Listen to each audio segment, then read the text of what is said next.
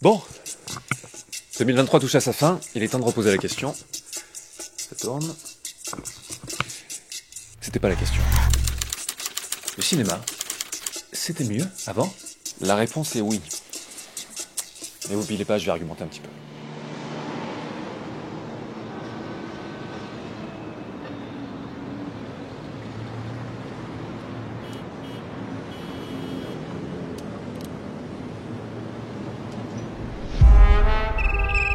Comme disait ce bon Marty dans son excellent diptyque de vidéo qui posait l'exacte même question fin 2017. Autrefois il y avait du cinéma, maintenant il n'y a que des films. Ces mots sont ceux d'un certain Francis Ford Coppola. Et alors que je méditais sur ce trait d'esprit lancé par une élite du cinéma américain, qui plus est, un des pères fondateurs de ce qu'on a appelé le nouvel Hollywood, je me suis posé réellement la question. Le cinéma, c'était mieux avant? Vraiment? Bon, poser cette question, c'est se faire traiter sans procès de boomer et de pisse-froid par une armée de matrixés qui cherchent à oublier que l'état actuel du secteur leur coûte plus cher en Xanax qu'en ticket de cinéma. Salut, cheers.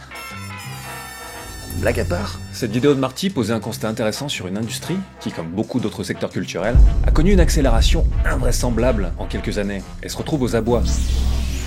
Notamment parce qu'elle ne sait plus comment gérer une pop culture qui n'en finit plus de s'étouffer dans ses reflux gastriques de nostalgie.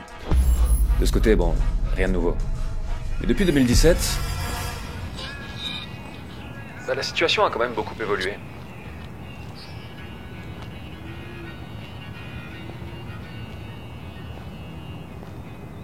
Trois petits séismes sont notamment passés par là.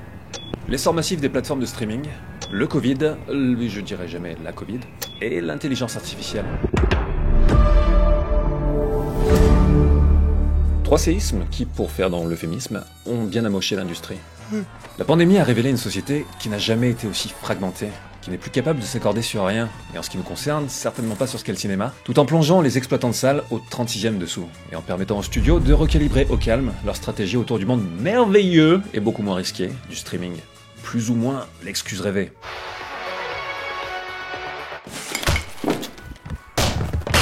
Bon, l'ironie, c'est que ces temps-ci, les plateformes encaissent pertes financières massives sur pertes financières massives. Il y a encore un nombre colossal d'abonnés, bien sûr. Et comme on parle de modèles économiques qui ont atteint des proportions qui n'ont plus aucun sens, c'est difficile de savoir à partir de quand ou comment ça devient viable. D'ailleurs, à ce sujet, Patrick Willems a fait une chouette vidéo qui s'appelle « Qui a tué le cinéma ?» C'est pour les anglophones, du coup, où il explique notamment comment le système économique du streaming s'avère être bancal. Donc au lieu de tout répéter ici, ce qu'il a dit, je vous mets le lien dans la description et je vous recommande d'aller voir ça. There's still hope. Ajoutez à tout ça que les grosses plateformes et studios, dès qu'ils le peuvent, évitent bien sûr autant que possible de révéler leurs chiffres réels, surtout en ce qui concerne le streaming. Bah oui, un système opaque, ça les arrange, parce que la zone grise, ça permet de générer un max de blé, tout en enfumant scénaristes, techniciens, artistes VFX, acteurs et autres, qui sont sous-payés pour bâcler des jobs dans un système en sur-régime. Vous le savez sûrement, la grève des scénaristes, acteurs et autres qui a paralysé Hollywood pendant une bonne partie de 2023, c'est exactement pour ça. Je vais pas faire un topo exhaustif dessus, il y a plein d'articles et vidéos qui en parlent plus précisément. Mais pour résumer, ça se bat donc pour des conditions de travail plus justes et humaines, dans un monde qui change à une vitesse affolante, mais aussi pour anticiper sur...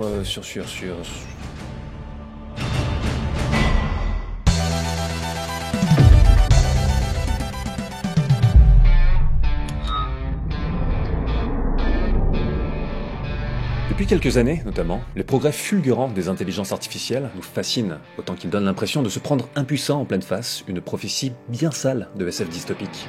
Nous nous sommes émerveillés de notre magnificence dès la venue au monde de l'IA. Tu veux dire l'intelligence artificielle? Et bim! En quelques clics, voilà que des logiciels gratuits et accessibles à tous génèrent créativement des textes et visuels basés sur nos idées, en étant capables de recracher et combiner, grosso modo, tout ce qui existe déjà. Parce qu'ils prennent comme matériau de base des millions et des millions d'œuvres de tout style trouvées sur le net, qui sont créées par des artistes réels qui, soit dit en passant, n'ont en grande majorité pas donné leur consentement. I see rhinoceros. I see dead people. I see.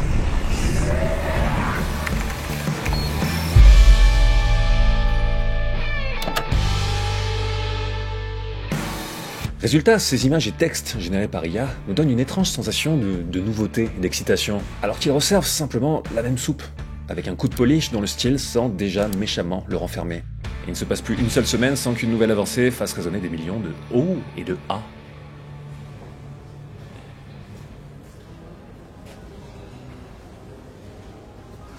Alors, oui, bien sûr, c'est impressionnant.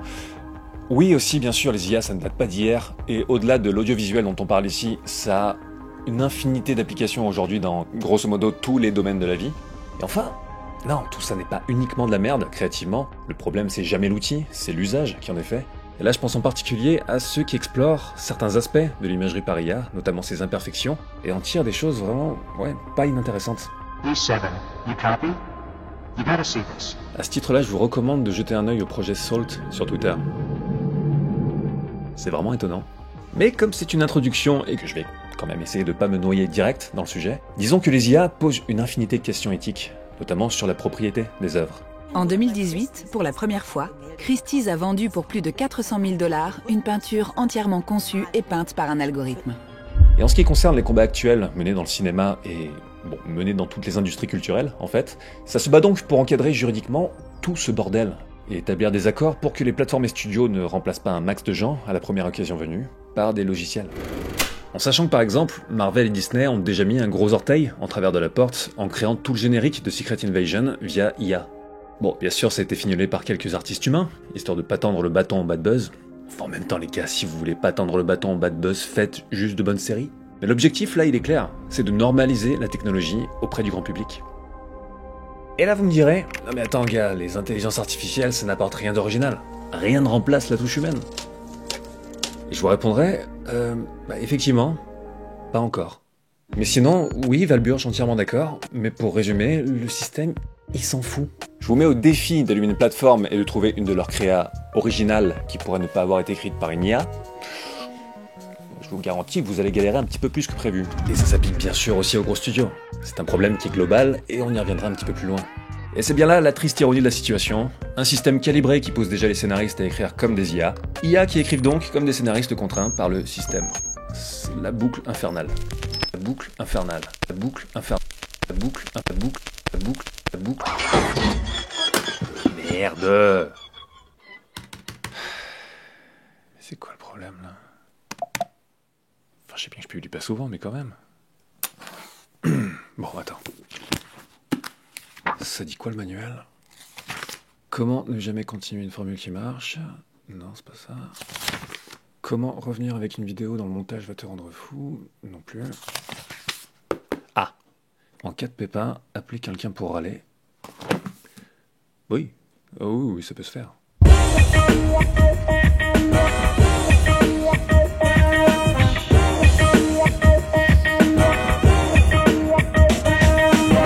Ah, du coup, t'as vu, j'ai commencé sans toi. Ambiance. Oui. Alors je te préviens, j'ai pris un café.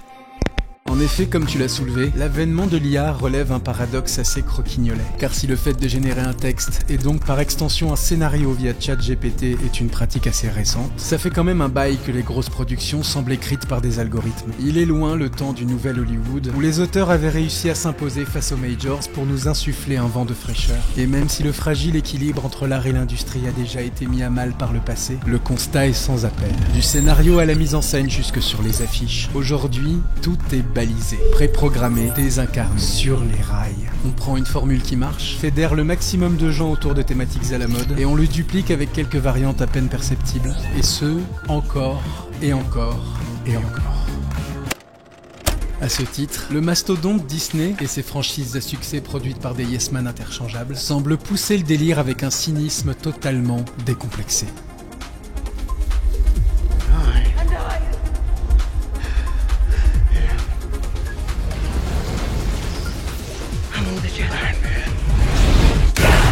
Une spécialité Disney d'ailleurs, prendre le même pattern pour éviter de se fatiguer à chaque fois, sauf que bon là ça commence à se voir quoi. L'aspect pilotage automatique de la mise en scène, c'est-à-dire la forme, est presque aussi navrante que le fond, changez rien, vos films cartonnent, félicitations.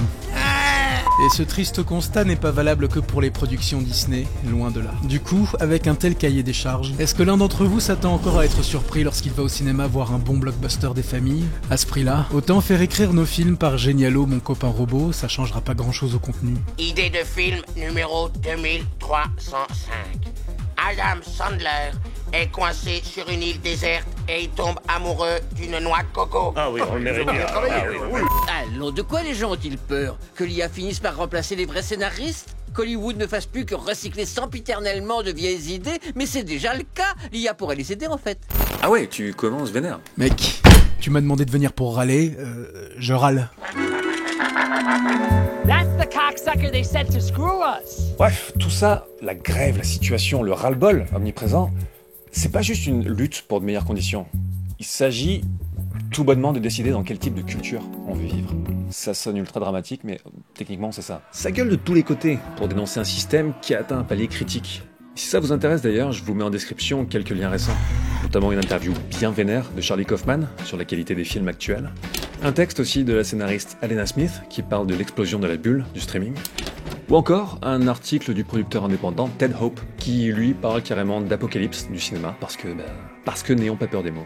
Alors bien sûr ce sont des gens avec leur propre biais, donc certains trucs sont à prendre avec des pincettes, mais il y a quand même pas mal de réflexions intéressantes sur le fait que sur pas mal de plans, ouais, ça commence quand même méchamment à sentir le sapin.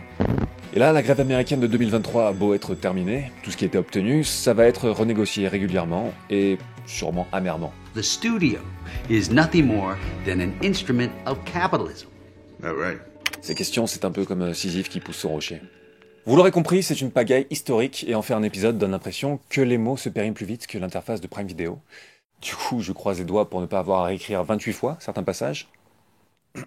Ouais, spoiler, ça a été le cas. Et dans cette confusion générale, qu'est-ce qu'on a vu naître? Le fantasme du sauveur du cinéma. Le film sortant en salle dont le succès va mettre tout le monde d'accord, rétablir l'équilibre dans la force, montrer que tout n'est pas perdu pour le système d'avant et le cinéma comme espace commun, guérir la syphilis et entamer pourquoi pas un processus de paix au Moyen-Orient. Et parmi les principaux prétendants au titre de Chevalier Blanc, dans la foulée du Covid et des salles désertées, qui est-ce qu'on a trouvé? Yeah, baby.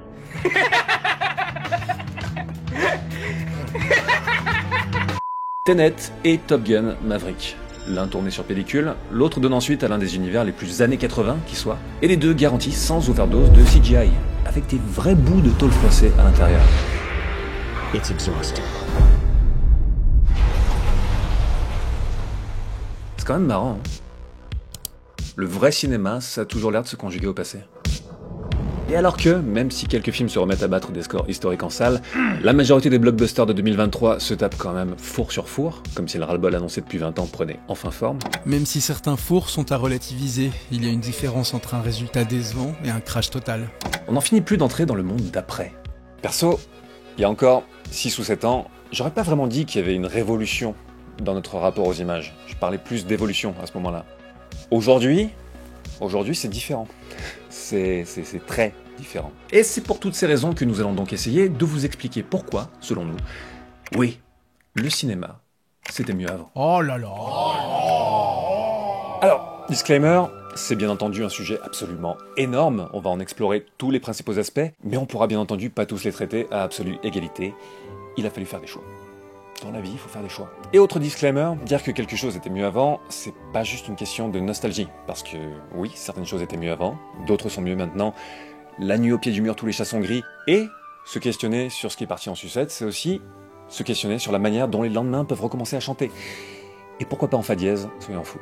Ou alors, on peut aussi admettre, toi et moi, qu'on est juste des vieux cons et qu'on a perdu sur le terrain des arguments. Parce que des bons et des mauvais films, y en a toujours eu et y en aura toujours. Fin du débat. Voilà. Bon, sinon, Indiana Jones 5, c'était comment alors? Bah ouais, justement. Quand on dit film et cinéma, on parle pas tout à fait de la même chose. Mais bon, ça, on y reviendra. Ah, on y reviendra. Ah, d'accord. Parce que c'est exactement là-dessus que s'ouvrait la première partie de ma chronique, si tu te souviens bien. Ah ouais. Ah ouais, ok, ça y est, il me fatigue. De toute façon, toi, tu m'as tout piqué. Et attention, tout ça, bien sûr, c'est un avis... Comment on dit déjà ? Subject quoi? Subject quoi? Subjectif. Ah, d'accord. C'est subjectif. J'ai entendu parler de cette théorie. Et avant toute chose, puisque nous sommes entre gens de bonne compagnie, avant d'attaquer la suite, je vous propose de dire au revoir ensemble à 2023. On y va? Ouais, allez, c'est parti. Team 17, take 8.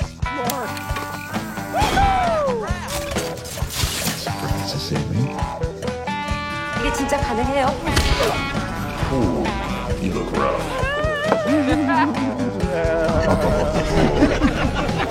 I did it, Doctor!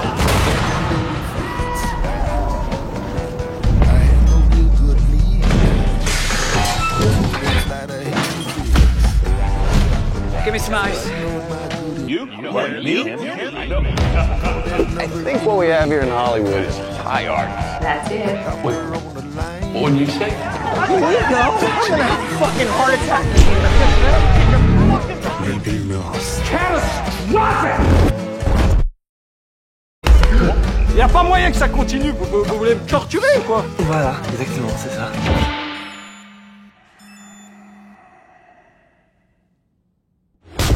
You are the man who gave them the power to destroy themselves. I did not kill him. Okay. You want the money, and I can give it to you.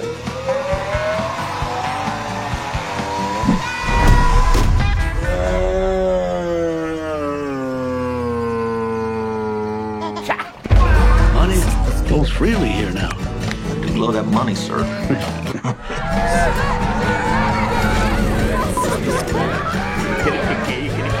Must be a rational answer for all of this. Je pense qu'il y a un pépin dans votre histoire.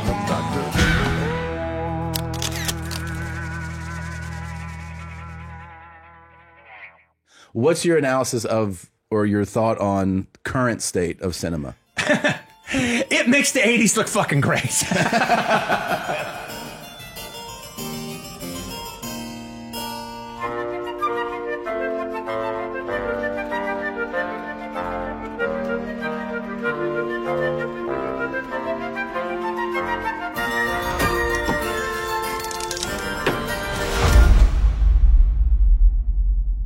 Alors, par où commencer?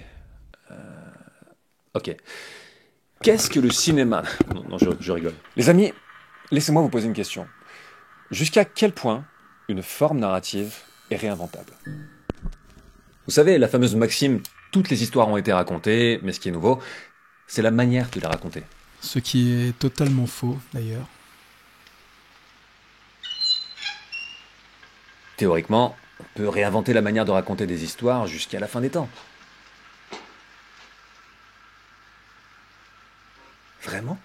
Marty, je vais galérer à trouver des illustrations pour cette partie. Tu peux me goupiller un truc? Ouais. Alors attends 2 secondes. Merci. J'ai l'impression que cette question, on est tous un peu en train d'essayer de l'ignorer aujourd'hui. Parce qu'on a tous peur de se retrouver face à cette réponse désagréable. Non, une forme narrative n'est pas éternellement réinventable. Non, le langage des films, séries et autres œuvres audiovisuelles n'est pas éternellement réinventable. Et oui, peut-être que toutes les manières pertinentes de raconter des histoires y ont plus ou moins été explorées. Ça serait emmerdant, hein? Ouais. Ouais, ça serait vraiment emmerdant. Marty, tu fais quoi, là? Oh, bah fais-le toi-même alors, merde.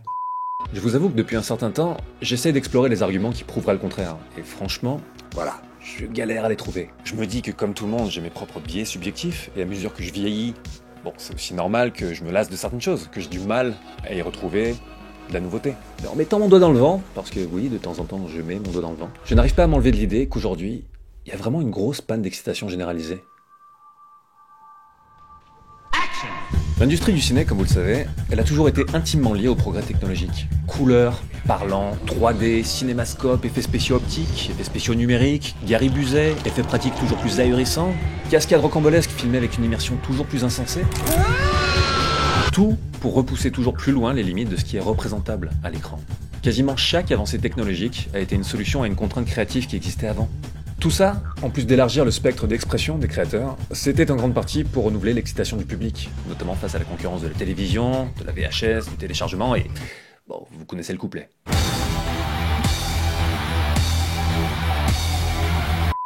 Pour ne citer qu'un exemple évident, mais toujours parlant, bon, je sais que c'est tarte à la crème, mais ça reste parlant, prenez en 93 Jurassic Park. Il faut savoir qu'ils ont commencé le travail sur le film en pensant faire les dinos en stop motion, avec le taulier du domaine, Phil Tippett. Et c'est en plein dans l'effervescence de la pré-production que des tests ont été faits en images de synthèse dans le dos de Spielberg, et qu'ils ont découvert que c'était possible.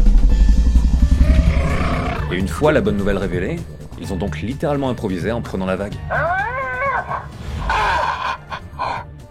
Et face à cet univers de nouveautés, Spielberg a dû bien sûr bosser en étroite collaboration avec les artistes VFX pour adapter sa mise en scène et rendre leur boulot possible. Du genre, Spielberg était prêt à filmer ses dinosaures quasi exclusivement en plan fixe pour permettre les effets. Et quand les équipes lui ont dit que c'était possible avec certains mouvements, bah c'était Noël. Et le film est né quelque part entre ça et le penchant de Spielberg pour les chorégraphies de caméra assez ambitieuses. L'un alimentait l'autre. Tout ça, c'est pas uniquement une question de visuel ou de dinos super cool. Ce dont on vient de parler, ça a un impact direct sur ce que deviendra la narration elle-même du film. Comment faire ressentir l'urgence, comment faire ressentir la proximité des créatures, et donc comment travailler toute notre immersion émotionnelle différemment. Tout ça, c'est une question de comment, à partir de là, on peut choisir de raconter des histoires. That's the way it's gonna be from now on.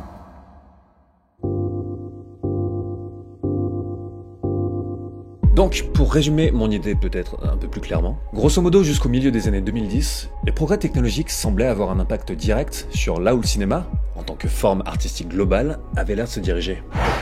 On savait pas forcément où, mais ça y allait. Jurassic Park, bien sûr, c'est un exemple extrême, parce que c'était un moment charnière énorme pour les images de synthèse.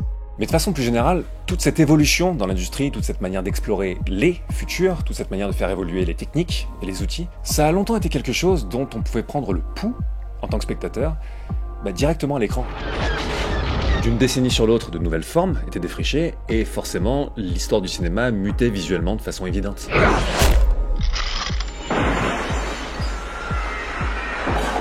Elle racontait quelque chose dont on pouvait suivre le fil, même sans être forcément un initié. Un simple coup d'œil au grain de l'image, au type de mise en scène ou bien aux effets, et on savait plus ou moins où on était dans le temps. Et pas que pour les gros films à spectacle, hein. Mais est-ce qu'on s'est demandé si un jour, cette course à la nouveauté allait s'épuiser?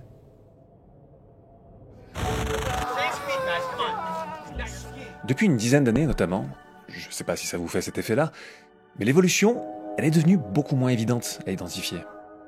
Alors, je pense que ça tient à pas mal de facteurs, bien sûr, comme, entre autres choses, l'hégémonie de certains outils numériques qui ont plus ou moins tous l'air de viser le même idéal de performance technique. Et fatalement, ça calibre la manière de faire ce qui est considéré comme de la belle image. J'espère que les guillemets étaient audibles. Tenez, par exemple, prenez les caméras numériques, qui sont de plus en plus nettes, précises, cliniques dans le réalisme, et qui captent les images avec des niveaux de détail inédits. Chic. Mais là, on est arrivé à un point où à l'œil nu, face à un écran, on ne peut littéralement plus percevoir plus. Il y a un plafond de verre.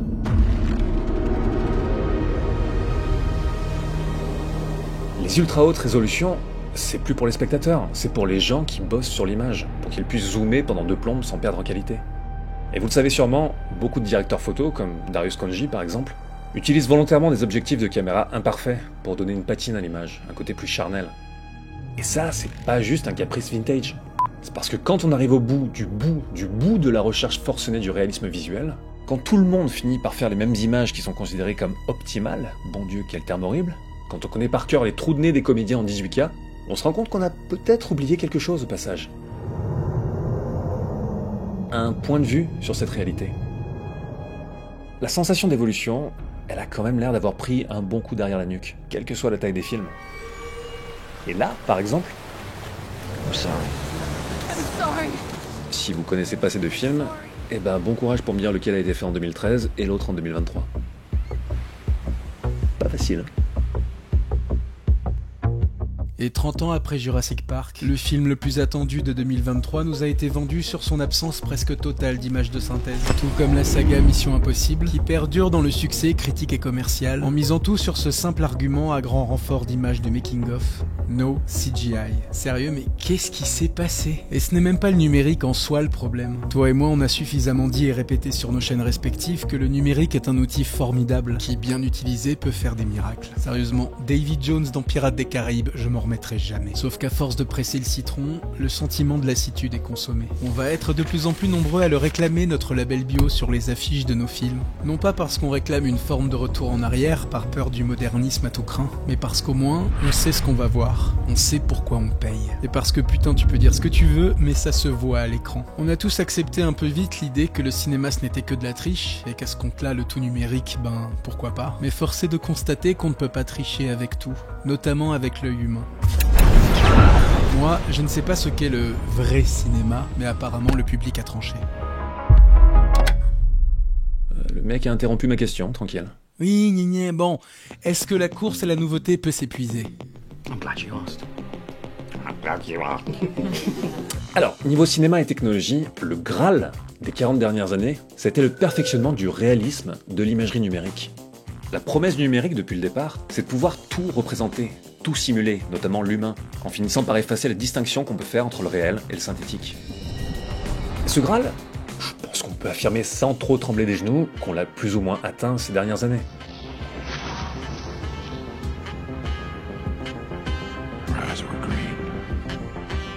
Enfin, je veux dire, regardez Rachel, Alita ou Kiri.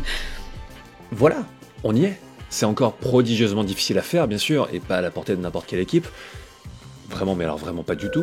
Mais on évolue bien dans ce monde-là, maintenant. Avec cette sensation du... bah ok, c'est fait.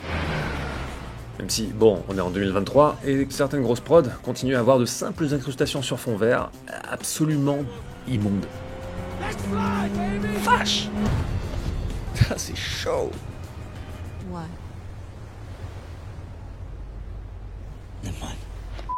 Bref, et une fois ce Graal atteint, il y a quoi derrière? Je veux dire, il y a quoi du point de vue des spectateurs au niveau de ce qu'on verra à l'écran? Bah ouais, fatalement, tôt ou tard, il y allait avoir un plafond de verre. C'est logique. Oh, better, thank you. Après 130 ans d'images en mouvement, je répète, 130 ans, on commence peut-être à avoir fait le tour de pas mal de trucs. L'industrie du cinéma, dans son ADN, a toujours été fondée sur la promesse de choses jamais vues. Et la nouveauté, la vraie nouveauté, donc pas celle qui consiste à faire la même chose avec 2-3 variantes personnalisées ou à simplement perfectionner les outils. Non, la vraie nouveauté qui fait avancer le domaine du représentable pour une forme artistique dans sa totalité, elle est peut-être pas éternelle. On aurait dû la voir venir, cette impasse. On aurait dû. Allez machin, fais péter la bossa. Mais tout va bien, je crois. Bien sûr, plein d'artistes continuent à proposer des univers très personnels et uniques, c'est sûr. D'ailleurs, en passant, j'en profite, petit conseil éclair de rattrapage parce que ça mange pas de pain. Si vous n'avez pas encore vu les Banshee d'Inisherin ou Pig, bon Dieu, mais foncez. Et je vous dirais bien aussi la même chose pour Skinamarink, mais là on est sur la proposition de Cinoche un peu plus rappeuse, donc faut être préparé. Mais bref, je m'égare. Là, vous l'aurez compris, je parle pas tout à fait de ça.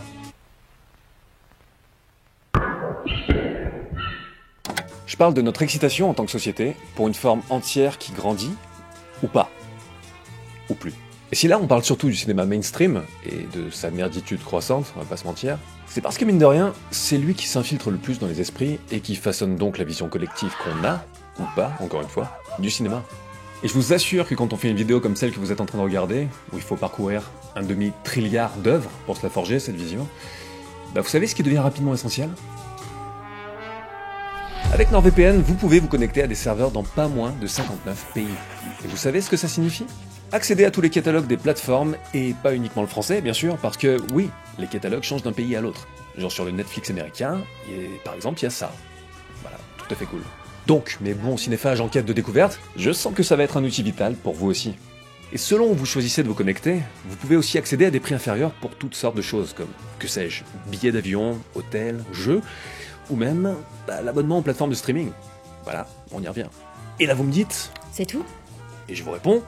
Tu m'as foutu les jetons ? Et je vous réponds... Ah non mes bons amis, Outil essentiel pour votre vie en ligne, le VPN vous permet de chiffrer et sécuriser votre connexion. Et dans un univers web rempli de fâcheux qui tentent de subtiliser et exploiter vos données, piétinant comme des sagouins votre anonymat avec des crampons renforcés, ah ouais, c'est fâcheux. Comment dire, c'est essentiel. Donc face aux trackers, face aux sites malveillants et face aux pubs invasives,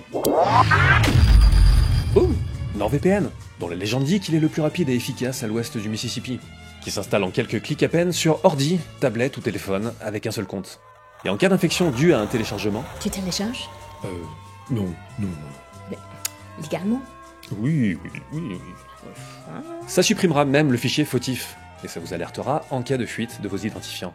NordVPN, bien sûr, vous pouvez le tester sur 30 jours, et pendant ce premier mois, c'est satisfait ou remboursé. Et jusqu'au 9 janvier inclus, vous avez même droit à une offre tout à fait sympa.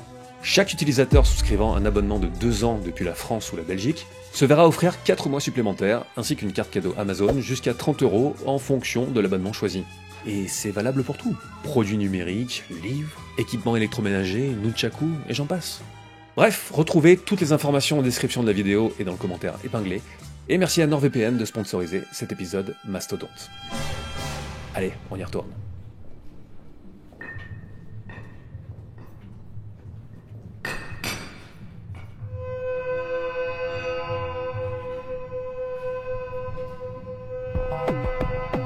Ce que vous voyez là, c'est le fameux volume de son petit nom Stagecraft. Une technologie qui a été popularisée par la série Le Mandalorian, qui permet de projeter directement sur des écrans géants derrière les acteurs des environnements riches et immersifs. Mon Dieu que c'est beau! Ce qui permet aussi à la lumière qui se reflète sur les peaux des comédiens d'être plus belle et réaliste que devant des fonds verts ou bleus. What makes you say that? Parce que la lumière qui rebondit sur les fonds verts ou bleus, figurez-vous qu'elle a tendance à dégueuler. Yeah. Voilà. Yeah, man, you never know. Ça dégueule. People are very strange these days. Le volume, en gros, c'est du matte painting de luxe. Si tes personnages doivent explorer de vrais environnements, les limites, bon, tu peux vite les sentir. Mais sinon, ouais, dans certaines circonstances, c'est bluffant.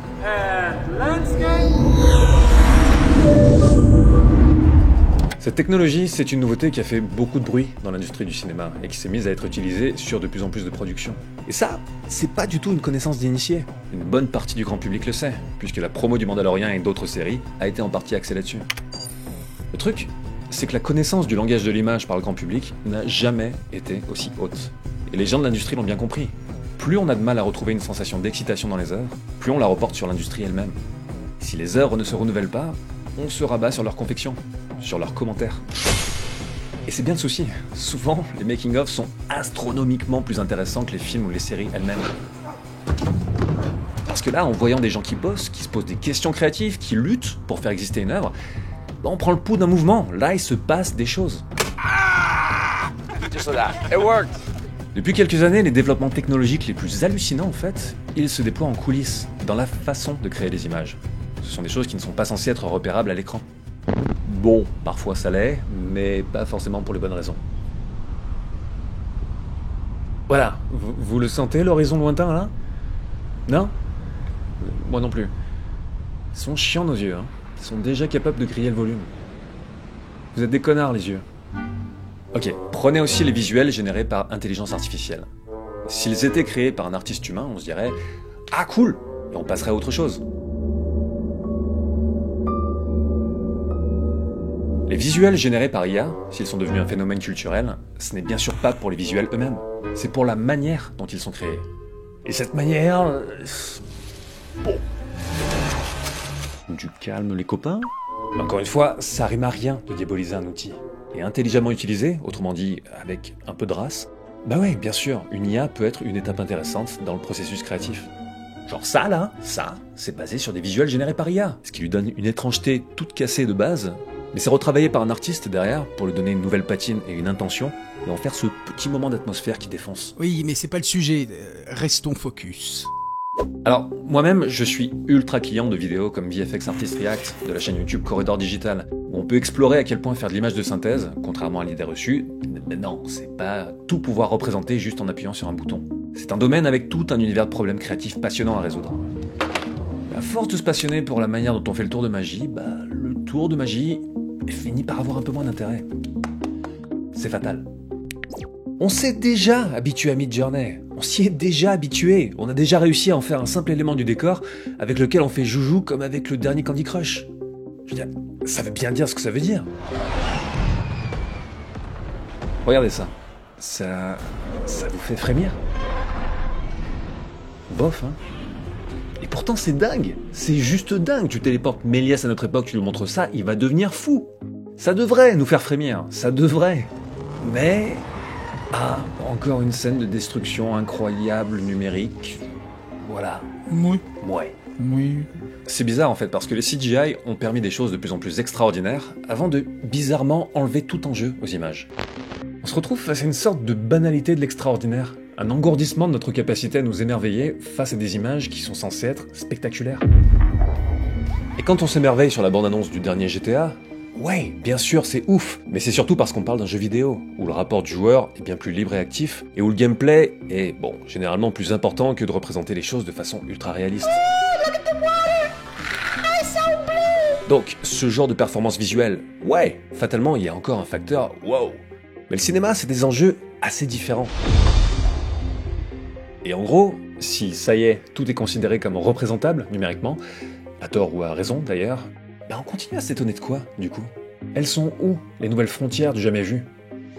Et plus prosaïquement, ben, peut-être que des gars qui descendent du Red Bull devant leurs écrans d'ordi, ça a aussi un peu moins de mystique que des excentriques qui construisent des bestioles en latex, ou des fous furieux en train de crever à petit feu dans la jungle mexicaine en traînant un camion sur un pont vermoulu en pleine tempête, parce que l'image, mes amis, tout comme la malaria, est éternelle. Je t'emmerde. Pour reformuler, car j'aime reformuler, après avoir passé plus d'un siècle à s'exciter de voir de nouvelles couleurs apparaître dans le pot de peinture, maintenant que toutes les couleurs ont l'air d'être là, il y a peut-être un deuil à faire. Oui, il y a sûrement de nouvelles façons de combiner les couleurs entre elles. Si on n'explore plus en avant, on peut explorer en biais. Mais l'ivresse des pionniers dans ce domaine, les gars, je crois que c'est plus trop ça, hein. Et c'est chiant à admettre. C'est vraiment très chiant. Le cinéma a peut-être simplement atteint la fin d'un cycle, comme tous les arts plus anciens, et faut qu'on se déshabitue simplement d'un certain rapport à l'excitation. Prenons la peinture, par exemple. Quand on est face à un tableau, le réflexe, c'est pas forcément de se dire « Tiens, qu'est-ce que ce tableau apporte de nouveau par rapport à tous les tableaux que j'ai vus avant ?» Ce qu'on explore, c'est surtout ce que le peintre dit, les émotions qu'il véhicule. Parce qu'après des siècles et des siècles et des siècles de peinture et de différents courants, notre rapport à la peinture, forcément, il n'est pas du tout construit autour des mêmes attentes. Why aren't you painting? To me, this scene is beyond belief. Bon, aussi accessoirement, la peinture ne fait pas exactement partie du divertissement quotidien de masse, donc c'est pas vraiment les mêmes enjeux. Mais pour revenir au cinéma, arriver au bout d'un truc, c'est peut-être pas plus mal en fait. Parce que, tout comme la photo avait mis un coup à la peinture figurative, et avait ouvert la voie à des courants picturaux plus aventureux, comme l'impressionnisme par exemple, puisque tout à coup, il n'y avait plus de nécessité directe et concrète au fait de peindre de façon réaliste, pour retranscrire ou archiver la réalité, eh ben, au niveau du cinéma, aujourd'hui, ça donne encore plus de valeur, forcément, aux propositions visuelles et narratives étonnantes. Et ça commence, mine de rien, à resituer l'attention sur la qualité réelle des films, au-delà de la poudre aux yeux technologique. Et à ce niveau, franchement, merci à d'excellents films comme Mars Express de sortir encore, parce qu'à côté, niveau divertissement, putain, bonjour l'angoisse. Même si, bon, dans les faits, le travail de deuil, c'est pas pour demain. Are you going to play Obi-Wan Kenobi again? Obi-Wan Kenobi, la série, c'est de la merde. Comme l'industrie court partout comme un poulet sans tête, elle continue bien sûr à mitrailler les effets d'annonce, proposant des expériences à n'en plus finir, ne sachant plus réellement quel terme inventer pour détourner l'attention. And today I'm excited to talk about the expansion and future of the MCU. Wait a minute. You ain't heard nothing yet. Wait a minute, I tell you. You ain't heard nothing. Tout ça montre bien qu'on est dans une transition vraiment bizarre. Je sais pas comment vous le ressentez, mais pour moi, il y a un malaise. En fait, c'est peut-être aussi pour ça que 2023, c'est l'année des gros fours pour les blockbusters. Les fissures, on commence à bien les voir. La nouveauté, en fait, j'ai surtout l'impression qu'elle s'est déportée sur de nouveaux types de narration plus ou moins hybrides, comme la VR, par exemple. Mais là, bon, c'est un tout autre sujet. Générer de l'excitation pour un film. Mais t'es marrant, toi. Tu t'es jamais dit que le cinéma c'est devenu has-been, ayant perdu son titre de média du peuple, d'espace commun? Quand j'étais ado, dans la cour de récré, on ne parlait que de Matrix et du Seigneur des Anneaux. Les mômes d'aujourd'hui préfèrent sans doute YouTube ou les jeux vidéo, un média qui génère aujourd'hui bien plus de profit et d'engagement que le cinéma, va falloir s'y faire. Surtout maintenant, à l'ère de l'interweb 2.0, où un média de divertissement se doit d'être interactif en toutes circonstances. Peut-être que c'est le cinéma qui a raté le coche. Car à peine avait-il quelques années d'existence que déjà le format cinématographique s'était standardisé. À savoir qu'un film devrait raconter une histoire portée par des acteurs et durer au moins 1h30. Peut-être qu'aujourd'hui ce standard ne va plus du tout de soi. Ça expliquerait pourquoi on lui préfère le format des séries qui deviennent parfois des phénomènes acclamés par la critique pendant que les blockbusters se cassent les dents. Et j'irai même plus loin en disant que le cinéma populaire n'a peut-être même plus envie de nous raconter des histoires, de mettre l'emphase sur la fiction, contrairement aux séries qui elles ont érigé le scénario comme fer de lance. Le cinéma grand public, lui, on sait pas trop. On a l'impression que l'imaginaire seul ne lui suffit plus, ne pouvant s'empêcher de briser, même très discrètement, le 4e mur pour venir nous tirer la manche. Clin d'œil méta. Fédérer du geek à tout prix, dans des univers de fiction qui ne s'encombrent plus d'une diégèse restrictive pour enfin pouvoir communiquer librement avec d'autres univers de fiction. Et ce phénomène a pris de nombreux visages. Réunions de super-héros, adaptations de franchises de jouets, applications smartphone, jeux vidéo, Batman, Barbie, Mario, Cendrillon et Pocahontas. Ils sont tous là, comme sur ton étagère. Et bien sûr, ils se lancent des vannes sur leurs univers respectifs, ou sur les anciens films de la franchise qu'on a déjà vus, avec autant de subtilité qu'un coup de poing dans la gueule, histoire de fabriquer de toutes pièces une connivence avec le spectateur sans trop se fouler. What the shit? What the shit? I understood that reference. Oui, nous aussi. Du sacro-saint multiverse, jusqu'à la suite de trop qui se justifie d'exister en t'expliquant son concept. Ouais, Matrix 4 c'est génial, c'est un gros film de studio qui fait un doigt d'honneur au studio. Oh, c'est super. Ouais, on va y revenir d'ailleurs. Quand tu veux, mon pote. Tu te calmes. Des suites qui s'imaginent sans doute faire preuve de maturité et d'audace, en intégrant la franchise elle-même à la diégèse pour le plaisir de nous montrer que même nos héros s'amusent avec nos jouets. Pour finir dans l'ultime patchwork pop culture. Le modèle Ready Player One. La sainte partouze de franchise, où les studios pourront directement te jouir dans l'oreille en te présentant leur catalogue. Et t'as la ref.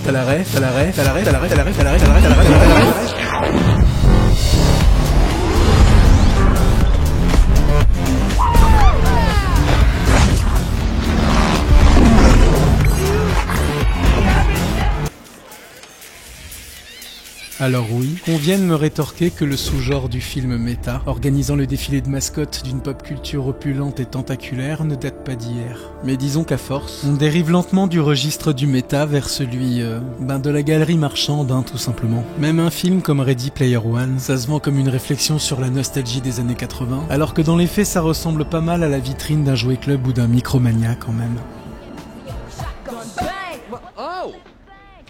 Oh, hello. Oui, il y a 1001 manières de faire du méta. Et après tout, j'aime bien voir Deadpool se tourner vers moi pour vanner le machin Cinematic Universe. Mais vous n'êtes pas sans savoir que les plaisanteries les plus courtes sont souvent les meilleures. Okay, so what do you need? So that's a miracle. What do you need? We need guns. Lots of guns. Guns. Lots of guns. I'll be back.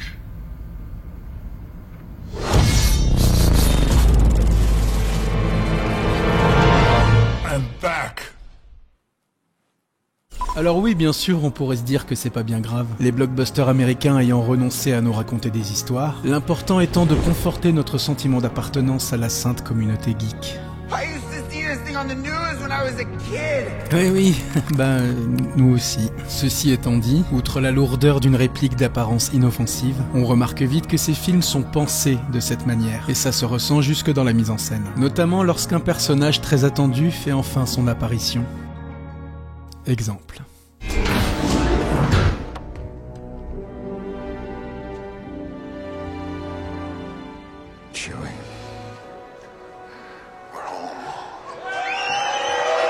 Attendez, stop. Retour en arrière. Ouais. Y a rien qui t'interpelle, là? Non. Bah là, regarde. Bah quoi, là? Bah là, Mais quoi, là, bordel? Je sais pas, moi, c'est 4 à 6 secondes en plan fixe où il se passe rien, là.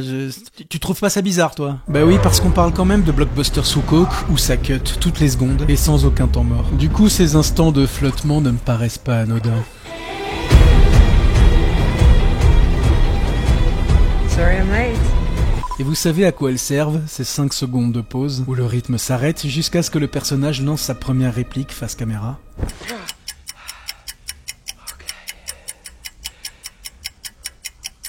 Laissez le temps au public de réagir. Et le pire, c'est que ça marche. c'est pas des films, c'est des attractions. J'ai déjà entendu ça quelque part. Mais comme je dis toujours, il n'y a pas de mauvais outils. Parce que oui, il y en a, des bons films méta. Mais ta gueule, mon poteau.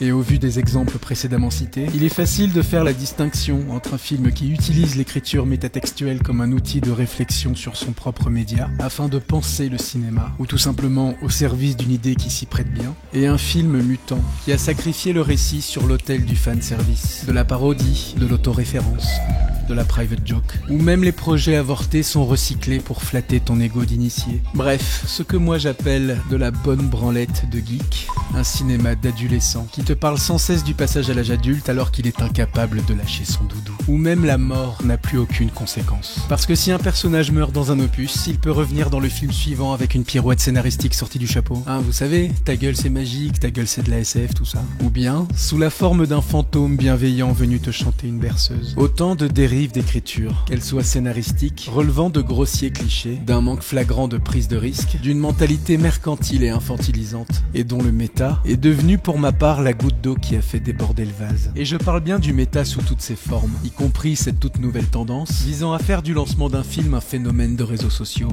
Paye ta promo de gros forceurs. Alors je vous le dis, si c'est ça le cinéma postmoderne, niquez-vous, en fait. Marty, ça va? Ça va très bien. Le méta s'est insidieusement insinué partout dans le cinéma populaire, à différents degrés, nous tartinant sa coolitude de façade au visage pour en réalité nous faire accepter un cinéma toujours moins exigeant, toujours moins audacieux, nous faire oublier que l'art a pour fonction de proposer et non pas de satisfaire. Vous inquiétez pas, il va bientôt se fatiguer. Voilà, c'est tout pour moi, je me casse. On t'a déjà dit que tu devrais faire un truc dans le montage, toi? Je suis parti, stop. Allez. Alors, j'en étais où? Ce que... Ce que traverse le cinéma, en fait, bah, c'est normal. C'est normal. Toutes les formes d'art passent tôt ou tard par des phases de construction et de déconstruction. C'est cyclique. Il y a toujours un moment d'impasse un petit peu étouffant, ce qui pousse à tout déconstruire, soit par l'ironie, soit par le commentaire plus ou moins méta. Sans déconner. Soit par la nostalgie d'un âge d'or, jusqu'à ce qu'un nouveau courant et de nouvelles idées viennent réinsuffler de la vie dans tout ça, et qu'on reparte sur une nouvelle phase de construction, tout à fait sympathique. What you represent to them is freedom. What the hell's wrong with freedom, man? That's what it's all about. Oh yeah, that's right. That's what it's all about, all right. C'est ce qui s'est notamment passé avec le nouvel Hollywood dans les années 70. Et là, quand je vois ça, je me dis qu'on est vraiment au bout d'un cycle, en mode décadence, orgie romaine et cramage de baraque.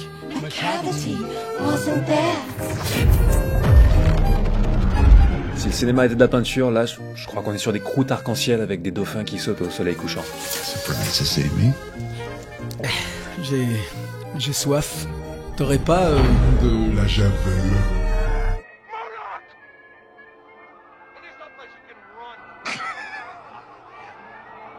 Sauf que, est-ce qu'aujourd'hui, on est vraiment encore en mesure de dire ce qu'on attend du futur?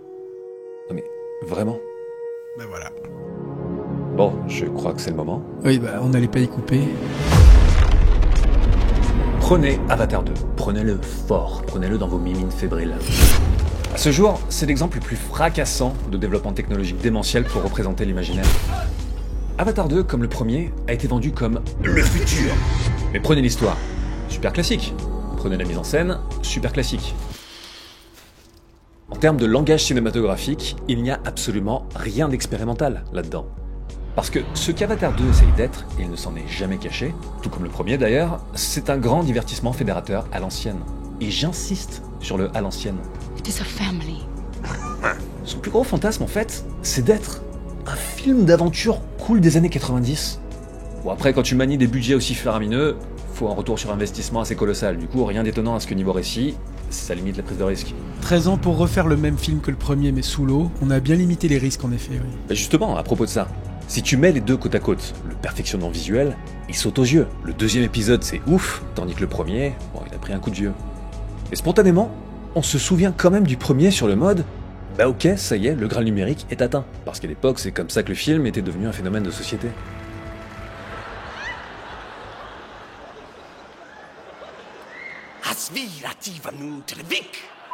En fait, on se souvient bizarrement du premier avec la gueule du 2. D'autant qu'entre-temps, on a vu tellement d'images numériques dingues qu'on s'est quand même désensibilisé. Et du coup, notre esprit refuse presque de voir l'évolution visuelle. Tout est aplani. Parce qu'au-delà d'un certain point, t'as beau concevoir des simulations numériques de l'océan de plus en plus folles, l'imaginaire, il s'en fout. Il a juste envie de te dire, du coup on prend une caméra et va la filmer, l'eau. Ton réalisme, ça fait un siècle qu'il est là. Mais clairement, l'ambition d'Avatar 2, c'est pas de réinventer la forme, c'est de réinventer la manière de créer la forme. On y revient. Notamment sur le domaine du possible, au niveau des prises de vue sous-marines et de la performance capture sous-marine. Et ça, c'est pas un truc qu'on est censé voir en dehors des making-of. On y revient, vous me dites si je suis lourd. Hein. Ah bah tiens, parlons-en de la forme d'Avatar 2. Quel est le plan qui a le plus fait parler de lui depuis le début de sa promotion jusqu'à aujourd'hui? Pas celui-là, mais encore moins celui-là. Paye ton fond d'écran de gamer. Mais bien celui-là. Ça en dit long quand même. Et pour ma part, voilà le plan qui m'a réellement marqué. Eh ben, heureusement que je suis pas le public cible. 250 millions de dollars pour voir des schtroumpfs emballer du tofu, ça la fout mal quand même. À ce moment-là, je me dis que ma subjectivité à moi s'est sans doute lassée du grand spectacle au sens classique du terme, pour lui préférer le plaisir fétichiste de retrouver à l'écran la texture de la peau, d'une étoffe humide ou d'un crâne qu'on réduit en miettes. Ah voilà, résultat de la blase, on est passé de la banalité de l'extraordinaire à l'extraordinaire du banal. Ouf, tu l'as préparée depuis longtemps celle-là, non ? Ouais. C'est pour ces mêmes raisons que je préfère la parure d'un Lego Movie à n'importe quel Pixar. Cette impression de voir du vrai plastique me plonge dans un état régressif, où plus que d'apprécier l'esthétique, j'ai envie, j'ai besoin de rentrer dans l'écran pour toucher ce que j'ai devant les yeux.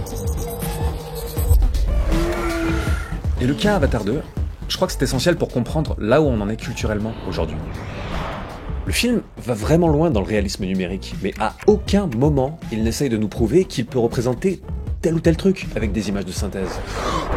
Pour le spectateur, ça, il n'y a absolument plus aucun enjeu autour. Bien sûr que c'est possible, même si encore ultra compliqué. Bah merci. Putain. We don't have much time. Le but des VFX, bien sûr, ça a toujours été assez simple. Servir l'histoire et être assez convaincant pour permettre la suspension d'incrédulité. Genre le T-1000 liquide. On a tout à fait conscience de ce qu'est cet effet spécial, on sait exactement où est la greffe visuelle, mais ça n'empêche pas d'y croire et d'être immergé dans le film. Sauf que là, avec Avatar 2, on atteint en quelque sorte le boss final de ce but. Pousser la technologie jusqu'à un point inédit, où on va définitivement oublier, devant l'écran, qu'on a affaire à de l'animation en images de synthèse. Et ça paraît une évidence dit comme ça, beaucoup s'en sont approchés, mais reste que là, ça y est. C'est désormais impossible pour le spectateur de quantifier la part de réel ou de synthétique là-dedans. Les coutures ont disparu. Et ça, à ce point, c'est inédit. Et dingue. D'où ce fameux plan, une main dans l'eau, qui, dans un film gigantesque, est étrangement celui qui a espanté tout le monde, à se demander quelle part du truc est en prise de vue réelle, et quelle part sort directement d'un ordinateur. Bon, à la fin, le plan, de toute façon, il sort d'un ordinateur, mais vous m'avez compris. Et c'est bien l'énorme paradoxe qu'on finit par atteindre quand on n'essaye plus de réinventer autre chose que la technologie. Avatar 2, le plus grand symbole du cinéma du futur, son but c'est de déchaîner la nouveauté pour nous faire oublier la nouveauté. Et la limite du réalisme, elle est là. Le cinéma du futur, c'est un fantasme de passé. Oh, le mec, voilà, tout de suite, le mec. Quoi? Mais quoi? Non, rien, je suis d'accord. Bon. En tout cas, je suis content d'avoir vu le film en IMAX, parce que quand tu t'extasies sur les textures et les grains de peau, bah t'oublies que t'es en train de t'emmerder. Ouais. Mais dis-moi, on parle toujours de technologie là, non? Oui. C'est fait exprès. Ah ok. Non, parce qu'en fait, moi j'ai vu Avatar 2, mais sur mon iPod classique. Mais c'est peut-être pour ça que j'ai pas aimé le film en fait. Parce que bon, le format du film c'est quoi? C'est du 16/9, alors que bon, le format de l'écran de l'iPod classique, il est pénible. Alors, si je parle surtout de technologie, c'est surtout parce que ça a très très longtemps été l'argument de vente principal au cinéma. Mais la sensation de nouveauté, elle passe bien sûr par plein d'autres aspects. Du style, est-ce qu'on a vraiment besoin d'une 12 millième occurrence pas inspirée du voyage du héros? Vraiment?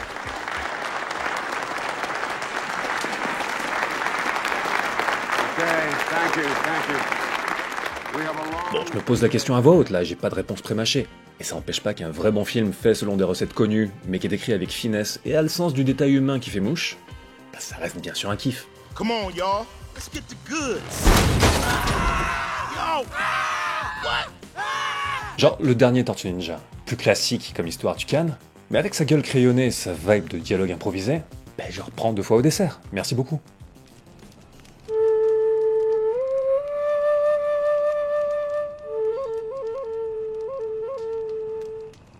Je sais que depuis la nuit des temps, on se raconte les mêmes histoires, bien sûr. Mais notre culture de la profusion, notre culture du trop, qui décline tout artificiellement à l'infini, elle est très récente en fait. Et dans le trop, une question qu'on devrait se poser un peu plus, c'est peut-être... Est-ce qu'on a vraiment besoin de ça? Non mais vraiment, c'est un truc qui me préoccupe. Les films ont toujours reflété les mœurs de l'époque, donc bien sûr, ils ont une force de témoignage. Il va de soi que les gens doivent pouvoir s'approprier leur propre récit. Et il va de soi qu'on peut trouver de l'universel, même dans l'expérience de personnages qui ne nous ressemblent pas. Ça s'appelle l'empathie. Mais cette valeur de témoignage, bien qu'essentielle, est-ce que c'est devenu la seule source de renouvellement qu'on peut viser maintenant? Parce que, en ce qui concerne l'aspect directement plus universel et mythologique des récits, et notamment les récits de l'imaginaire, leur horizon à eux maintenant, c'est quoi? Some things never change about mythology. There's always an old man with soup. Name one story that doesn't have one. Jack and the Basketball Beanstalk. Diaries. Every Matrix. Every movie ever. Après que les mythologies et les codes soient passés par toutes les phases et tournent obsessivement en boucle sur les écrans. Cut. Cover. Beautiful. Donc c'est quoi, passer un petit coup de polish visuel pour les nouvelles générations? Réasséner les mêmes leçons de vie ultra basiques qui ne susciteraient que l'indifférence si le film avait plus de 3 ans?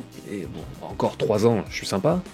Quand l'esthétique changeait beaucoup d'une période à l'autre, ok, mais c'est plus vraiment le cas. Et on a beau se faire rabâcher cyniquement en boucle que l'imagination n'a pas de limite par une industrie dont le rôle est justement de la cloisonner, les petits miracles d'imagination narrative qui obtiennent une vraie visibilité, eh ben je vous conseille d'en profiter, parce que ça va devenir de plus en plus rare.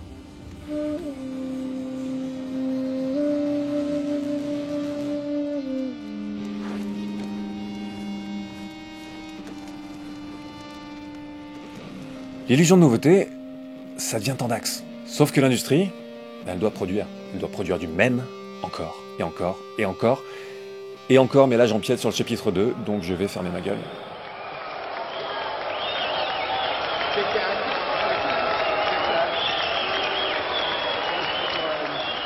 Je suis surtout content ce soir pour tous les cris et les sifflets que vous m'adressez. Et si vous ne m'aimez pas, je peux vous dire que je ne vous aime pas non plus. Ok, autre aspect important, on n'a pas encore parlé morale, mais pendant longtemps, le cinéma, qui était le média dominant, a défriché ce que, éthiquement, il pouvait montrer ou pas à l'écran. Comme vous le savez, ça a donné tous les films à scandale qu'on peut imaginer, et le scandale, soit dit en passant, ça attire.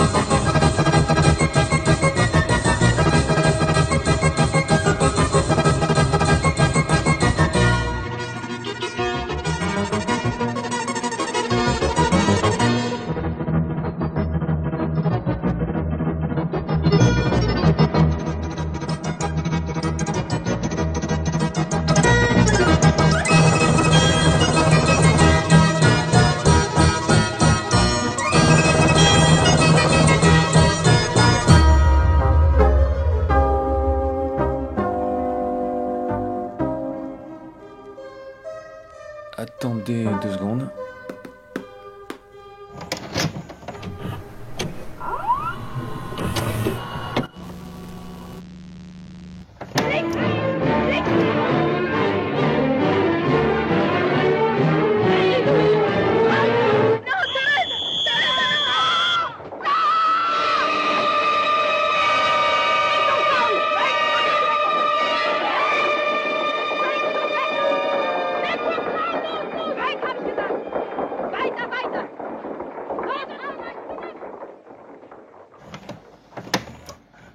Voilà.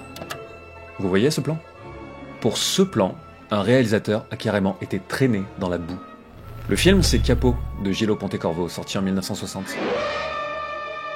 Et ce plan, il nous montre une femme qui, dans un camp de concentration, se donne la mort en se jetant sur des barbelés électrifiés, alors que la caméra de Pontecorvo fait un travelling avant vers son corps sans vie, pour nous montrer bien en face l'horreur et le gâchis humain.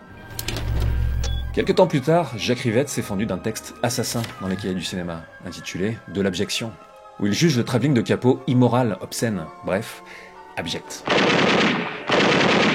Pour Rivette, pour résumer, c'est la mise en spectacle voyeuriste d'une horreur qui ne devrait être traitée qu'avec retenue. À ce jour, c'est un des textes les plus célèbres de la cinéphilie française, et les gens de la nouvelle vague ont crucifié Pontecorvo pour ça. Et le truc, c'est que ça paraît dingue aujourd'hui.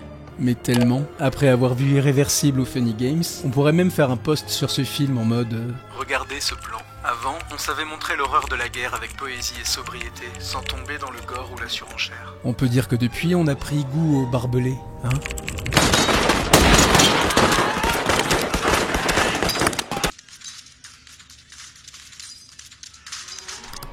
Un simple mouvement de caméra pouvait mériter le mépris. Et pas juste au sein d'un groupe de 5 cinéphiles. La critique ciné à l'époque, elle avait encore une portée réelle.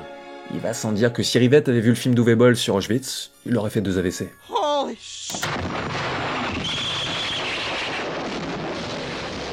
En tant que société, on se questionnait sur la responsabilité morale d'images qui n'avaient encore jamais été faites ou vues. Par exemple, pendant longtemps, montrer à la fois un coup de feu et la personne tuée par balle dans un même plan, c'était pas concevable. C'était tabou. Un tabou qui était vissé directement dans le langage visuel. On faisait 2 plans, un champ contre champ, parce que c'était comme ça. Puis certains sont arrivés et logiquement ont mis les pieds dans le plat.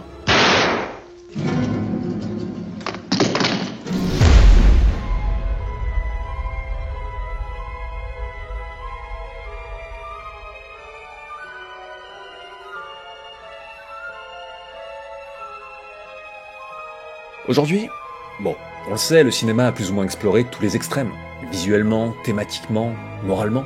Donc à la question, est-ce qu'on devrait tout représenter au cinéma? Depuis un moment, la réponse est, de toute manière, on l'a fait. Donc l'ivresse du geste punk, c'est plus exactement là qu'il faut la chercher. Est-ce que c'est à refaire par contre? Pas toujours, non. Mais quelle connerie ce film? Alors bien sûr, toutes sortes de barrières morales différentes existent encore, selon les pays. Que ça soit la nudité, les sujets religieux, la politique et j'en passe. Mais les cinéastes conspués ou censurés, comme, entre plein d'autres exemples, Kirill Serebrennikov et ses déboires avec le gouvernement russe, généralement c'est pour leurs idées, pas pour un travelling. Et quand il s'agit concrètement de filmer certaines choses d'une certaine manière, comme le film Mignonne en 2020 par exemple, qui était accusé de sexualiser des corps d'enfants, c'est plus vraiment une question de montrer ces choses spécifiquement à travers les outils du cinéma. C'est une question de les montrer tout court, dans une société d'images. Ça serait sur TikTok ou JT, ça ne changerait absolument pas la nature du débat. Et bien sûr, oui, les films ont toujours une place dans le débat public, mais le cinéma en tant que forme, ça fait plus frémir grand monde. Bien sûr, certains essaient ça et là de pousser les murs et de proposer de nouvelles formes cinématographiques. Mais ça, c'est devenu la province exclusive du cinéma expérimental. Et autant vous dire que l'imaginaire collectif, bon, ça lui en touche une sans faire bouger le... Bon, vous allez me dire que là, j'en fais peut-être un petit peu beaucoup sur l'excitation. Et vous avez raison, avisez les spectateurs, mais c'est parce que le problème aujourd'hui, il est épineux. Et ta sœur, elle est épineuse?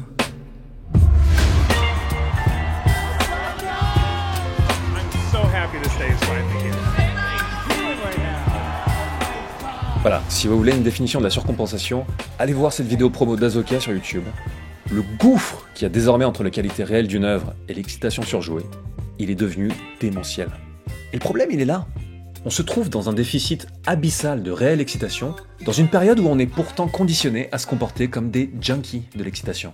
Je veux dire, il suffit de jeter un œil aux réseaux sociaux, qui, comme vous le savez sûrement, sont littéralement conçus pour déclencher des phénomènes d'addiction. C'est-à-dire de scroller à l'infini dans le vide pour être récompensé par une toute petite dose de dopamine quand on tombe sur un chat qui joue de la trompette. Toi-même, tu sais, nos modes de vie entiers sont fondés là-dessus. Et bien sûr, tout ça, c'est de l'observation et du ressenti. Il n'y a pas de chiffre magique pour quantifier l'excitation des gens. Philippe, t'es excité?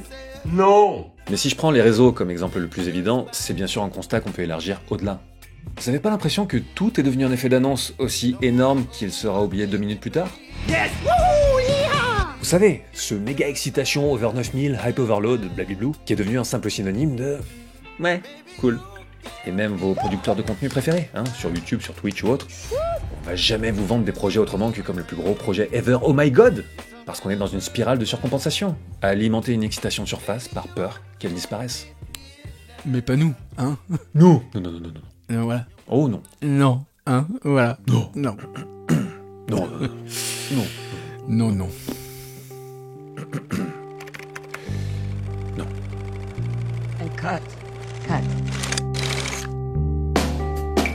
Merci d'avoir suivi cette vidéo. Je vous donne rendez-vous très très bientôt pour le deuxième épisode de ce diptyque qui sera le meilleur épisode ever. Oh my god! Non, plus sérieusement, merci d'avoir suivi cette vidéo. Ça sera vraiment le meilleur épisode ever, oh my god. Le cinéma c'était mieux avant, c'est un projet mastodonte qui est la chose la plus longue que j'ai jamais écrite pour YouTube. Je m'étais demandé si on le sortirait en tant que bloc, mais finalement ça a mieux fonctionné en termes de diptyque parce que les deux épisodes sont assez équilibrés en termes de durée et en termes de thématique. Et un petit cliffhanger de temps en temps, ça fait plaisir. Donc merci d'avoir suivi cette vidéo, merci à NordVPN de l'avoir sponsorisé, merci à ce bon Marty de s'être joint à l'aventure, on s'est bien amusé. Tiens, adresse directe, Marty. Merci mec. Et bien sûr, abonnez-vous à la chaîne de Marty. C'est l'une des toutes meilleures chaînes cinéma du YouTube français, pour ne pas dire du YouTube tout court. Et je pèse mes mots, donc foncez. C'est un plaisir de bosser avec ce monsieur sur ce sujet. C'est un sujet qui me tient énormément à cœur parce que le prisme, c'est le cinéma, pour parler de tout ça, mais on parle de quelque chose qui est bien plus large. C'est notre rapport aujourd'hui aux images, au réel et à plein de choses. C'est un sujet vraiment qui est très difficile à explorer de manière juste et de manière exhaustive. Donc j'espère quand même qu'on sera arrivé à l'explorer de manière satisfaisante et que ça sera un minimum pertinent en tout cas. Mais voilà, dans le deuxième épisode, on parlera notamment de l'industrie et de la notion de contenu. Mon ami le contenu. Et on parlera aussi du désert du réel. Parce que notre réel est malmené. 2023, comme vous l'avez vu, ça a été une année assez tranquille pour la chaîne, on va dire. J'ai pris beaucoup de temps aussi pour travailler sur le lancement de la revue Estrange. Le premier numéro de Estrange est sorti fin octobre. Je vous conseille d'aller y jeter un œil et de vous le procurer. Il est disponible en ligne, bien entendu, mais aussi dans toutes les librairies et les enseignes de type Fnac, Cultura, etc. On est très très fiers de ce qu'on est en train de faire avec Estrange, en tout cas. Bref, j'ai pris du temps pour bosser là-dessus, sur d'autres projets. Mais là, à partir du cinéma, c'était mieux avant, de ce diptyque-là, je reviens sur la chaîne. 2024 sera beaucoup plus pleine et active sur la chaîne. Il y a beaucoup de sujets que j'ai envie de traiter. La vidéo, bien entendu, est absolument démonétisée, vous imaginez bien, vu ce que vous venez de regarder. Je vous rappelle que si vous voulez soutenir la chaîne, il y a aussi ma page Tipeee. Voilà, je vous mets le lien dans la description. C'est une aide incroyable, mais bien entendu, ne le faites que si vous pouvez et voulez. Merci. Merci d'avoir regardé tout ça, merci de votre soutien, et je vous dis à très très bientôt. On vous tient au courant pour la sortie du deuxième épisode du cinéma, c'était mieux avant. Et voilà. Ciao. C'est l'heure de jeter bébé pour boire l'eau du bain. C'est la faute des vieux, on a fait au mieux. Je veux bien sauver la planète, mais j'ai des gros messages, me faut des nuggets. Et l'océan tombe en miettes, je sais pas m'assombrer, faut bien la nouvelle. Je veux bien sauver la planète, mais j'ai des gros messages, me faut des nuggets. Et l'océan tombe en miettes, je sais pas m'en sortir.